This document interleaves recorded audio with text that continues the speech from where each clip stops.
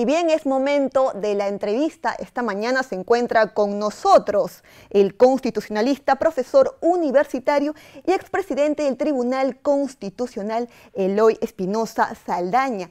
¿Cómo está usted? Tenga muy buenos días. Bueno, muchos buenos días y es un gusto estar compartiendo algunos minutos en el canal del Jurado Nacional de Elecciones que hace una estupenda labor de difusión sobre los temas electorales.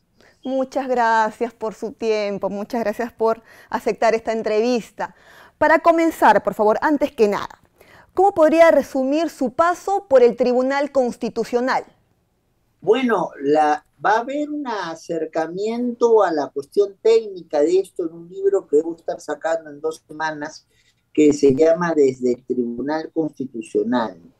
Y nos tocó una época muy dura porque entre el 2014 y el 2022 pasamos primero por una lógica de enfrentamiento abierto con un Congreso mayoritario que creía que lo podía hacer todo, a una situación de crisis donde llegamos a tener hasta 3 presidentes en una semana y donde fueron nuestras resoluciones las que dieron alguna razonabilidad y estabilidad a las cosas.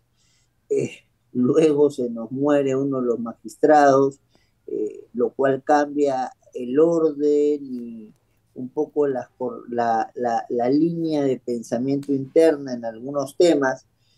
Ha sido una experiencia enriquecedora, yo creo que, pero lo que creo más importante es que nuestros hemos alcanzado algunos avances significativos y sobre todo la protección de los sectores más vulnerables y que esto ojalá nuestros sucesores no lo dejen de lado.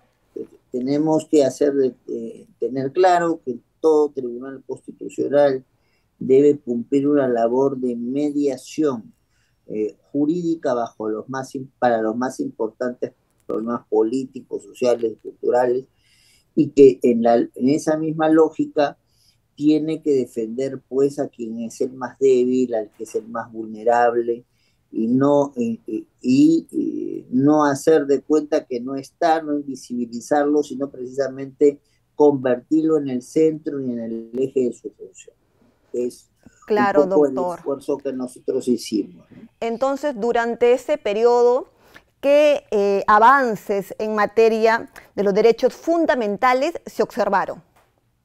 Mire, protección a quienes muchas veces no habían sido protegidos o no habían sido protegidos debidamente. Tenemos, por ejemplo, en el ámbito del respeto de las diferencias lingüísticas, tenemos 48 lenguas originarias en el Perú y la Constitución es muy clara. La Constitución dice que si hay eh, en una zona del país hay una predominancia, una lengua originaria, entonces esta lengua originaria en esa zona es considerada lengua oficial. Sin embargo, tienes parte del país como Apurímac, donde el 71% de la población habla quechua chanca, y sin embargo, le acercan los documentos en castellano, que recaban los documentos en castellano. Hubo un caso en Ancash sobre esto y nosotros aprovechamos del caso para, en primer lugar, obligar a que hubiera un mapa etnolingüístico en el Perú, porque nadie sabía dónde estaban exactamente las 48 lenguas, ¿no? Y en algunos casos, yo mismo, como fui a diferentes partes del país a hacer cursos para los funcionarios de aquel entonces, para que dieran en sus idiomas originarios clase, información y que pudieran contestar las dudas de la gente, porque lo duro era que la gente iba y no tenían cómo contestar las dudas porque no se entendían. Entonces, eso ha sido un avance importante con el caso Díaz de Tinoco. Otro caso importante también justamente es de la educación rural, ¿no? Entonces, sobre todo para el género femenino. El caso de las hermanas Ciesa, estas chicas estudiaron la primaria, pero para la secundaria no había secundaria de mujeres allí en Amazonas y tenían que caminar 4 horas por la noche para ir a Bagua Grande y 4 horas para poder regresar, lo que es materialmente imposible en plena selva amazónica. Y nosotros obligamos a que el Ministerio de Educación hiciera un mapa de educación rural y fuera, como lo ha hecho progresivamente, haciendo que no haya colegios solamente de hombres, sino que todos los colegios sean mixtos, porque no se le puede quitar la proyección que implica contar con un cierto nivel de educación a las mujeres, que por cierto son mayoría en el Perú. Hay 50.1% en mujeres, son mayoría en el Perú y no podemos seguir invisibilizando. Casos de mujeres también vimos, de los más variados, desde aquella cadete, la cadete, entonces, eh, Álvarez, que había salido embarazada, entonces Álvarez Villanueva, y que como había salido embarazada, la sacaban de la formación que ella estaba teniendo siendo una Claro, excelente alumna, y nosotros claro. obligamos a las Ujú, Fuerzas ujú, Armadas en general y a la Fuerza claro. Aérea en particular a cambiar su normativa para no impedir que el embarazo sea una dificultad. Exacto, exacto, doctor. Como usted comenta, vieron demasiados temas ya y durante ese periodo algo que quisiera resaltar que usted justamente ha mencionado, que estuvieron en un periodo muy, muy complicado, ¿no? Incluso hubo tres presidentes. Aparte también la solicitud de la vacancia por incapacidad moral permanente. Entonces, le Mm, pregunto, ¿no? ¿Qué reflexión le trae la actuación del TC justamente en ese momento, por favor?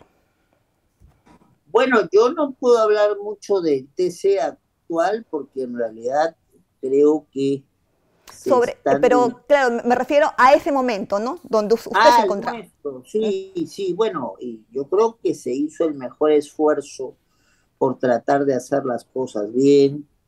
Entonces, había casos que los cuales la, eran invisibilizados, la situación de, por ejemplo, los mayores de edad, las personas ya con la tercera edad no tenían ninguna protección hasta que nosotros llegáramos, los migrantes no tenían ninguna protección hasta que nosotros llegamos, los discapacitados no tenían ninguna protección hasta que nosotros llegamos.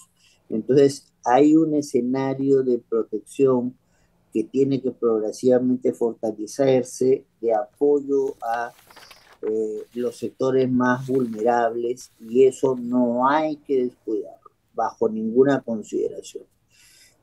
Hay que también hacer las salidas creativas como las que hicimos nosotros o la ONP de aquel momento. Todos sabemos que el caso que se inicia con la ONP ya más o menos con la jurisprudencia que está establecida tiene una manera de terminar, o sea, no hay que adivinar. Entonces, coordinaciones para que en algunos supuestos, sobre todo de los de la ley 19.990, el mismo Jurado Nacional de Elecciones, el mismo la misma ONP se pusiera pues en una lógica de desistimiento de procesos. O sea, ¿para qué le voy a hacer largo a un señor de 84 años un caso si al final el tribunal le va a dar la razón?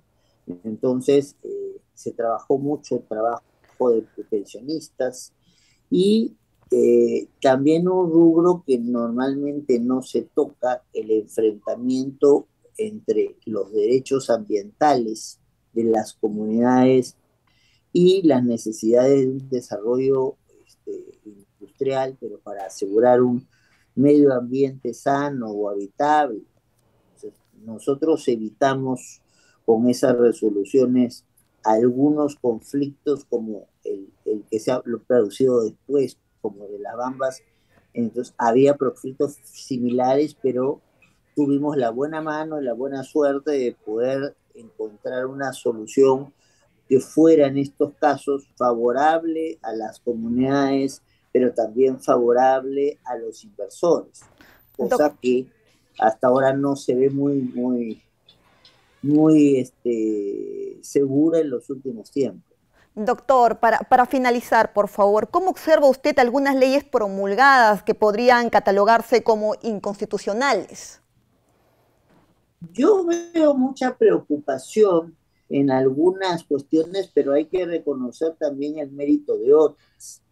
Yo creo que hay que reconocer el mérito de esta jueza arequipeña, Karina Paza del Carpio, en aceptar, siguiendo los parámetros de un caso que tocó a 4 miembros del Tribunal Constitucional y que tuvo pronunciamiento de la Corte Interamericana, en realidad tres, que no puede pues haber amenazas de destitución o de inhabilitación a los jueces constitucionales, a los jueces electorales y a los jueces ordinarios, porque si no, no pueden hacer su trabajo. O sea, un presupuesto básico para resolver un caso es que se respete la independencia judicial.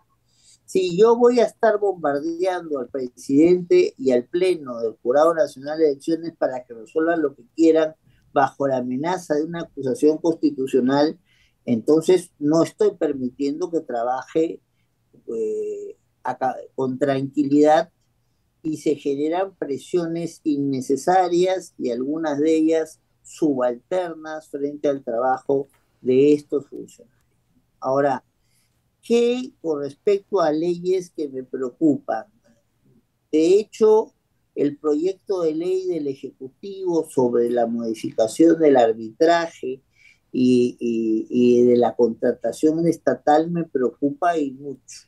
Ojalá que ahí el Congreso tenga buena maña y lo deje de lado.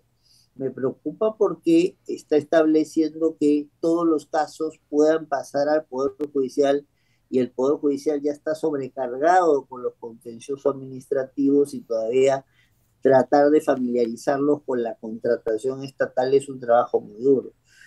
¿Qué leyes me preocupan? Otra ley que valientemente ha sido también por algunos jueces puesta en suspenso, la normativa que realmente desarticulaba a la SUNEDU, ¿no? O sea, yo no puedo ser este, o no puedo tener dentro del esquema de los controladores al controlado. O sea, no es conveniente en ningún caso que sea una instancia que va a acreditar que las universidades están funcionando bien, facilitar elementos de juicio para que se consolide ese buen funcionamiento en todas sus facultades, tener ahí en Claro. el sitios para los que están siendo controlados. Entonces, ¿de qué estamos hablando? Claro, Entonces, porque el Tribunal Constitucional, como usted bien menciona, ya se había pronunciado sobre el tema de la autonomía universitaria. Muchísimas gracias, doctor, por su tiempo. Muchas gracias. encantado y a disposición para cualquier momento para seguir conversando con ustedes.